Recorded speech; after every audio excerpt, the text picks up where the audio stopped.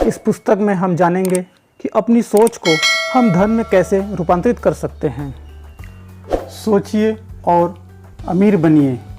सोच से हम कैसे अमीर बन सकते हैं, कैसे हमारे सोच को धन में रूपांतरित कर सकते हैं।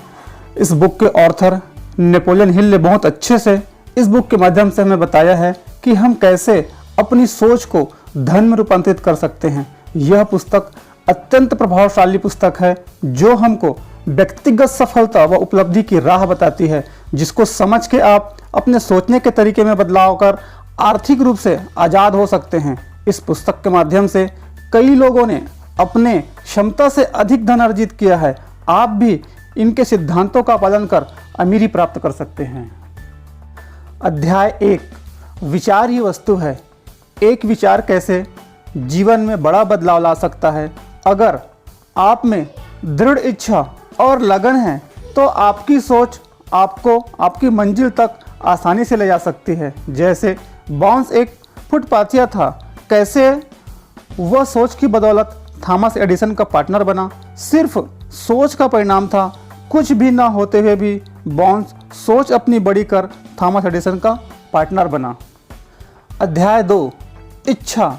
इंसान का मस्तिष्क जो सोच सकता है और जिसमें विश्वास कर सकता है उसे वह हासिल भी कर सकता है। इच्छा तीव्र हो तो क्या नहीं किया जा सकता है। जैसे अपनी प्रबल इच्छा को सच्चाई में बदलने के लिए बाउंस ने अपने पीछे के सारे पुल जला दिए थे, क्योंकि वे पीछे नहीं जाना चाहते थे। पीछे जाने के सारे रास्ते उन्होंने बंद कर दिए थे ताकि वे अपने पूरे हौसले से डटे रहे, और वो तब तक डटे रहे जब तक कि उनकी जिंदगी की सोच हकीकत में नहीं बदल गई। प्रबल इच्छा को सोने में बदलने के 6 तरीकों का वर्णन ऑथर ने बुक में बहुत अच्छे से किया है, जो आप पुस्तक में इसका वर्णन अच्छे से पढ़ पाएंगे, क्योंकि आपको इन 6 सिद्धांतों की आवश्यकता हमेशा पड़ेगी। इच्छा प्रकृति को भी हरा सकती है। प्रबल इच्छा हो तो सारी कमजोरियां खूबियों में बदल जाती है। अध्याय 3, आस्था। सकारात्मक भावनाओं में से सबसे सशक्त भाव है आस्था। पुस्तक के अनुसार आस्था एक मानसिक अवस्था है जिसे आप आत्म सुझाव के सिद्धांत के प्रयोग द्वारा निर्मित कर सकते हैं। आस्था का संबंध हमारे अचेतन मन से है। अगर आस्था के भाव को अपनी इच्छा अनुसार विकसित करना चाहते हैं तो इसका एकमात्र तरीका यही है कि आप अपने अवचेतन मस्तिष्क को बार बार सकारात्मक संदेश देते रहें। आस्था को आत्म सुझाव द्वारा विकसित किया जा सकता है। आप अपने आप पर आस्था रखें और जिसने हमें जन्म दिया है उन पर आस्था रखें। आस्था और विश्वास ही हमें मजबूत बनाता है और इन्हीं के साथ हम आगे बढ़ते हैं। अध्याय 4, आत्म सुझाव। आत्म सुझाव वह प्रक्रिया है जिसमें स्वयं को हम सुझाव देते हैं। हमारी इंद्रियों के माध्यम से यह आत्म सुझाव अवचेतन और चेतन मन के बीच के संवाद का प्रमुख माध्यम बनता है। आप कैसे आत्म सुझाव से अपने आप में परिवर्तन ला सकते हैं, इन सिद्धांतों की मदद से धन कमा सकते हैं। पुस्तक के सिद्धांत अद्भुत है। इस आत्म सुझाव से हमको नए रास्ते मिलते हैं और हम कर्म में जुड़ जाते हैं और अमीरी की ओर आगे बढ़ने लगते हैं। अध्याय 5, विशेषज्ञ ज्ञान। ज्ञान 2 तरह का होता है, सामान्य ज्ञान और विशिष्ट ज्ञान। सामान्य ज्ञान चाहे कितना भी हो, धन संग्रह में यह उपयोगी नहीं होता, लेकिन विशिष्ट ज्ञान से आप अमीर हो सकते हैं। ज्ञान से पैसा नहीं आता, ज्ञान ही शक्ति है, ऐसी कोई बात नहीं है। यह ज्ञान शक्ति तभी बनती है जब इसे कार्य की निश्चित योजनाओं में संगठित किया जाए और किसी एक निश्चित लक्ष्य की प्राप्ति के लिए इसका उपयोग किया जाए। पुस्तक में ऑथर लिखते हैं, अज्ञानी इंसान भी दौलतमंद बन सकता है। हेनरी फोर्ड कहते हैं, आप वह सारा ज्ञान हासिल कर सकते हैं जिसकी आपको ज़रूरत है। यह सारे विचार या सोच आपको दौलतमंद बना सकते हैं। नेपोलियन हिल कहते हैं, याद रखें, विचार ही प्रमुख वस्तु है। विशेषज्ञ ज्ञान आपको किसी भी नुक्कड़ पर मिल सकता है, किसी भी नुक्कड़ पर। अध्याय 6, कल्पना। यह कहा गया है कि इंसान जिस चीज़ की कल्पना कर सकता है वह उसकी रचना भी कर सकता है। अपनी कल्पना शक्ति की मदद से इंसानों ने पिछले कुछ वर्षों के दौरान प्रकृति की शक्तियों को जितना खोजा है और उनका जितना दोहन किया है, इतना इससे पहले मानव जाति के पूरे इतिहास में नहीं हुआ है। कल्पना के दो रूप, संश्लिष्ट कल्पना, रचनात्मक कल्पना। संश्लिष्ट कल्पना से इंसान पुरानी अवधारणाओं, विचारों या योजनाओं को नए कॉम्बिनेशन में व्यवस्थित कर सकता है। इस शक्ति से कुछ नहीं रचा जा सकता, लेकिन रचनात्मक कल्पना के द्वारा इंसान सीमाबद्ध मस्तिष्क, अनंत प्रज्ञा से सीधे संपर्क करता है। यह वह शक्ति है जिससे प्रेरणा और आभास प्राप्त किए जाते हैं। इस अध्याय पर आप अपनी कल्पनाओं को योजना बनाने के काम पर लगा दें, जिसके द्वारा आपकी इच्छा धन में रूपांतरित हो सके। अध्याय 7, सुव्यवस्थित योजना। पुस्तक के जो 6 निश्चित व्यवहारिक कदम उठाने के निर्देश दिए गए हैं, उन सिद्धांतों से आप धन की इच्छा को इसके आर्थिक समतुल्य में रूपांतरित करने की दिशा में आगे बढ़ सकते हैं और किस तरह आप व्यवहारिक योजनाएं बना सकते हैं। अगर आपकी पहली योजना असफल होती है तो दूसरी योजना अपना सकते हैं। ये कुछ व्यवहारिक योजनाएं हैं ऑर्थर ने जिनको यह योजनाबद्ध रूप से दिया है। पहला, धन कमाने की योजना, मास्टरमाइंड सिद्धांत का प्रयोग करें। दूसरा, मास्टरमाइंड समूह के सहयोग के बदले उन्हें कुछ लाभ दे। तीसरा, सप्ताह में 2 बार मास्टरमाइंड समूह के सदस्यों से मिले। चौथा, मास्टरमाइंड समूह के सदस्यों से आपका तालमेल आदर्श हो तो आप एक सुव्यवस्थित योजना बनाकर अमीरी की तरफ जा सकते हैं। अध्याय 8, निर्णय। सैकड़ों लोगों के विश्लेषण के बाद जिन्होंने दौलत कमाई है, उसमें यह तथ्य सामने आया है कि उनमें हर एक में निर्णय पर पहुंचने की आदत थी और इन निर्णय को अगर बदलना होता तो वे इन्हें बदलने में जल्दबाजी नहीं करते थे।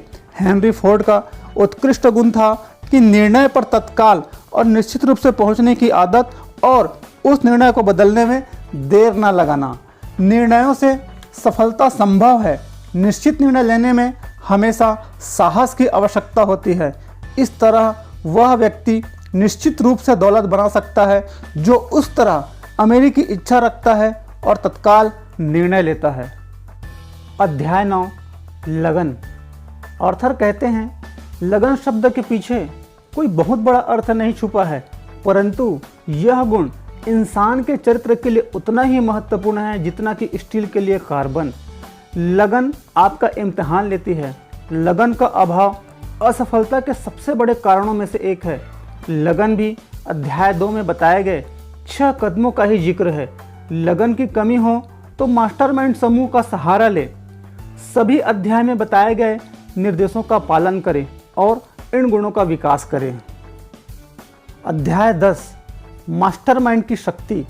धन कमाने के लिए यह शक्ति अनिवार्य है। मास्टरमाइंड के द्वारा शक्ति हासिल करना ही सकारात्मक भावनाओं की शक्ति है। सभी समस्याओं का हल मास्टरमाइंड समूह के पास होता ही है। अमीरी के रास्ते पर जाना है तो मास्टरमाइंड की शक्ति का दोहन करना ही पड़ेगा और उनके निर्देशों का उपयोग करना ही पड़ेगा। ये निर्देश आपको सफलता की ओर ले जाएंगे। अध्याय 11, सेक्स के रूपांतरण का रहस्य। रूपांतरण शब्द का आसान भाषा में अर्थ है किसी तत्व या ऊर्जा के प्रकार को दूसरे रूप में बदलना या रूपांतरित करना। इस रहस्य के भाव के पीछे 3 रचनात्मक संभावनाएं हैं। पहला, मानव जाति का स्थायीकरण। दूसरा, स्वास्थ्य का संरक्षण। तीसरा, रूपांतरण के द्वारा औसत दर्जे के व्यक्ति से जीनियस में परिवर्तन। इसका रहस्य है मस्तिष्क की नैतिक अभिव्यक्ति को विचारों से दूसरी प्रकृति के विचारों तक पहुंचाना। अध्याय 12, अचेतन मस्तिष्क। अचेतन मस्तिष्क चेतना का वह क्षेत्र है जिसमें चेतन मस्तिष्क तक 5 इंद्रियों में से किसी भी इंद्रिय द्वारा पहुंचने वाले विचार का हर संवेग वर्गीकृत और रिकॉर्ड होता है, जहां से विचार उसी तरीके से दोबारा निकाले जा सकते हैं। अचेतन मस्तिष्क दिन रात कार्य करता है। इंसान उस तरीके को नहीं जानता जिससे अचेतन मस्तिष्क अनंत प्रज्ञा की शक्ति से ऐसी शक्ति खींच लेता है। आप अपने अचेतन मन को पूरी तरह नियंत्रित नहीं कर सकते, परंतु आप इसे अपनी इच्छा अनुसार कोई भी योजना, इच्छा या लक्ष्य दे सकते हैं और सफल हो सकते हैं। योजनाओं को धन में परिवर्तित कर सकते हैं। Arthur doctor Alexander Graham Bell और डॉक्टर एल्मर आर गेट्स के साथ काम कर रहे थे। उस समय लेखक ने यह विचार किया कि हर मानवीय मस्तिष्क विचार के कंपन का ब्रॉडकास्टिंग और रिसीविंग स्टेशन होता है। आपके मानसिक ब्रॉडकास्टिंग स्टेशन की प्रक्रिया तुलनात्मक रूप से आसान है। जब आप अपने ब्रॉडकास्टिंग स्टेशन यानी अचेतन मस्तिष्क, रचनात्मक कल्पनाशीलता और आत्म सुझाव का प्रयोग करना चाहें तो आपको सिद्धांतों को ही दिमाग में रखना है। उन्हीं सिद्धांतों को कार्यों में बदलकर जहां आप पहुंचना चाहते हैं वहां आप पहुंच सकते हैं। अध्याय 14 छठी इंद्रिय। पुस्तक पढ़ने के पश्चात ही इस सिद्धांत को समझा जा सकता है। ऑर्थर कहते हैं यह सिद्धांत फिलॉसफी के शीर्ष पर है, इसलिए बाकी सिद्धांतों को ही समझ के इसे समझा जा सकता है। छठी इंद्रिय और चेतन मस्तिष्क का वह हिस्सा है जिसे रचनात्मक कल्पनाशीलता कहा गया है। इसे वह रिसीविंग सेट कहा गया है जिसके द्वारा विचार और योजनाएं हमारे दिमाग में कौंधते हैं। छठी इंद्रिय के चमत्कार होते हैं जिनकी कल्पना हम नहीं कर सकते हैं। अध्याय 15 डर के 6 भूत। ऑर्थर कहते हैं आप यह पता लगाएं कि इन भूतों में से कितने आपकी राह में बाधा बने हैं। पहला, गरीबी का डर। दूसरा, आलोचना का डर। तीसरा, बुरे स्वास्थ्य का डर। चौथा, प्रेम के विद्रोह का डर। पांचवा, बुढ़ापे का डर। छठवां, मौत का डर। अब आप पता लगाएं कि कौन से भूत ने आपकी अमीरी को रोका है। तो यह थी साथियों नेपोलियन हिल की बुक सोचिए अमीर बनिए के कुछ कंटेंट। बुक आपको कैसी लगी ज़रूर बताएं, और अमीर बनना है तो इनके सिद्धांतों को ज़रूर अपनाएं और बुक आप ज़रूर पढ़ें और अपने आप में बदलाव करें। थैंक यू, धन्यवाद।